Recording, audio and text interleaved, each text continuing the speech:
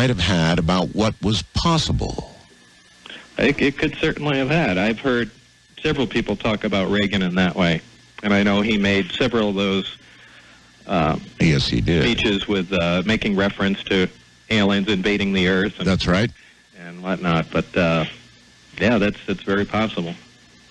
Certainly that would have been one of the early conclusions any military mind would have drawn, and that could have easily made it to the top to the president. Ronald Reagan was somebody who said what was on his mind to the consternation of many around him. You know, he'd just say what was on his mind, and to hell with the consequences. So one does have to wonder about that. But still, there it is. Maybe we've got the weapons. We didn't use them in Iraq. No, I think these are way too valuable to use in combat. These aren't things that have been produced. You know, if we have any, we're using the parts from the craft and their prototypes, and I don't think anybody is risking putting these valuable things into battle. I think it's, you know, unless we've developed another source for the materials or have been able to duplicate them, you know, in the past 10 years, I really don't see that we're going to be going anywhere with that. But who knows? Maybe by this time, research has continued and they've actually come up with something. One of the key things that John Lear did during our last interview was he said, "Hey, Art, I'm going to take you to a briefing, and you're going to get to say whether you think all of this, there should be total disclosure about everything the United States government has done since day one regarding this whole issue of extraterrestrials, what we've learned, what information we have, how we got it, what we've done with it, the terrible things government has done to protect the secrets and all the rest of it. I'm going to lay it all out for you, and you decide whether or not it should be all publicly disclosed." You know, everybody in ufology is screaming for disclosure. And so I'm wondering about you, Bob. If you had a litany of things laid in front of you that we had done, some of them pretty terrible, if you buy it, would you say that there should be full disclosure, or is this something better kept from the American or the world public? Well, it's not better kept from the American people because, you know, we're supposed to be the government. We hire these guys, elect them to their positions to take care of business. Yes, sir. So nothing is supposed to be kept from us. However, you know, there are other countries. We do have an awful lot of people in the world that just hate us because we're alive. And, you know, if you're concerned about weapons and the proliferation of things of that sort, you do need to keep certain things secret from the rest of the world. However, it's one of the things that I had said initially, go ahead and keep all that stuff secret, but just admit, hey, by the way, you know, a long time ago, we ran into some of these things. This technology is real. There apparently is actual intelligent extraterrestrial life somewhere else. And, you know, we have a few artifacts, and, you know, go ahead and release some stuff to the public. So, look here, you know, here's a hinge made on another world. Just something generic. And, you know, keep all the other stuff secret. But then I can also see the flip side of that. That's going to whet everybody's appetite, and there's going to be a furor over, you know, disclosing the rest of the information. And if the government's been keeping that for secret for so long, what else have they been keeping secret? But well, yes. I don't see the government coming clean with any of this stuff. I mean, they're up to all kinds of no good. So, do you believe that there is a government behind the government, you know, sort of pulling the strings, as it were? I don't know about that. I think ours is pretty screwed up as it is, so I don't think it needs anybody else pulling any strings. Yeah, you're right about that.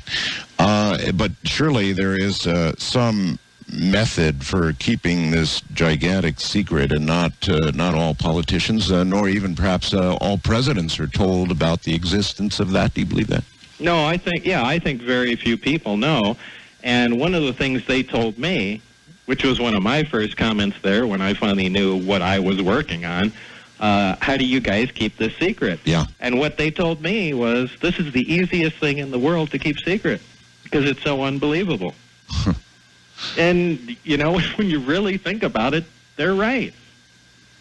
Well, they are, because everything just gets dismissed or perhaps erased. How much anger do you have for them now? I mean, what they did to you. They virtually erased your life. They brought a steel fist right down in the middle of your life and kind of ruined things for quite a while for you.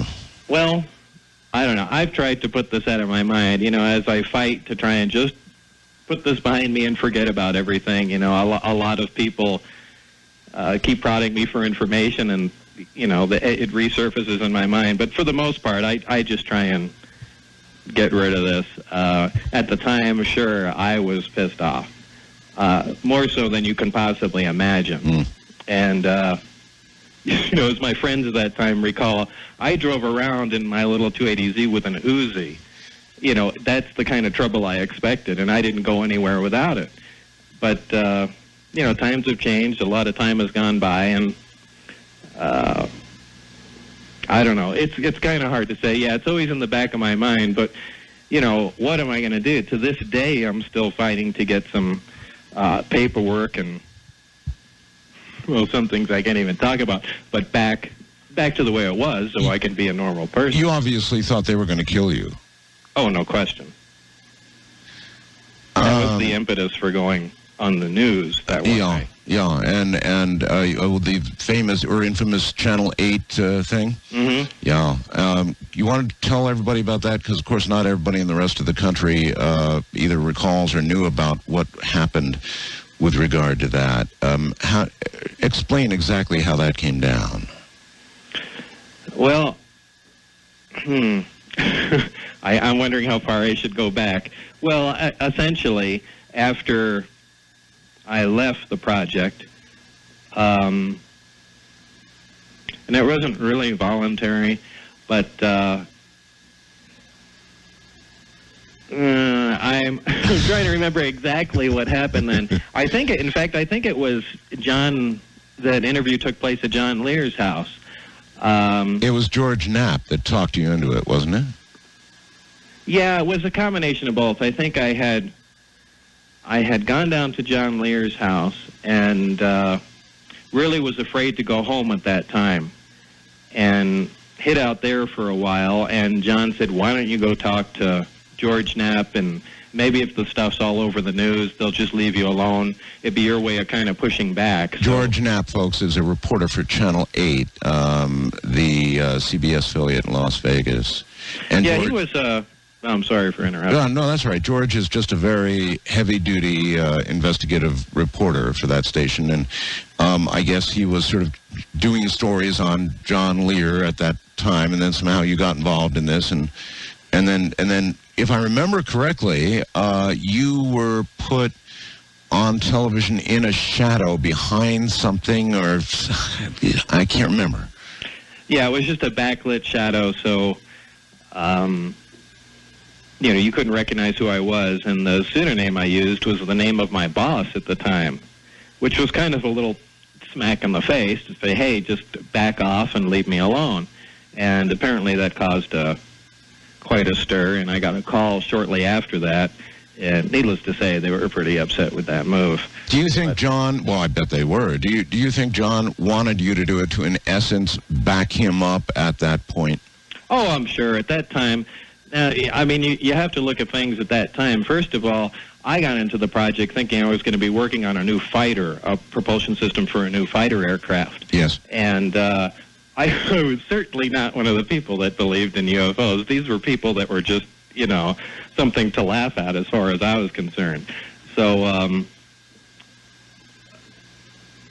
I already lost my train of thought. Well, let me put you back in that chair, and that night when the interview was done, what did you say to the audience that night? Well, that was essentially just admitting that there were 9 craft out there, that they were actively back engineering and, you know, attempting to duplicate the power and propulsion system of the craft. And that's basically about all that was said. I mean, there were a few details about where it was. And that was enough. That's like taking a match and throwing it on gasoline. What was the reaction like after that it was pretty widespread. Yeah, I bet. It went all over the place. I had seen because they I don't know if they interrupted it, but it was in the middle of the 5 o'clock news. They did a live broadcast, and I've seen that exact broadcast repeated on Japanese television.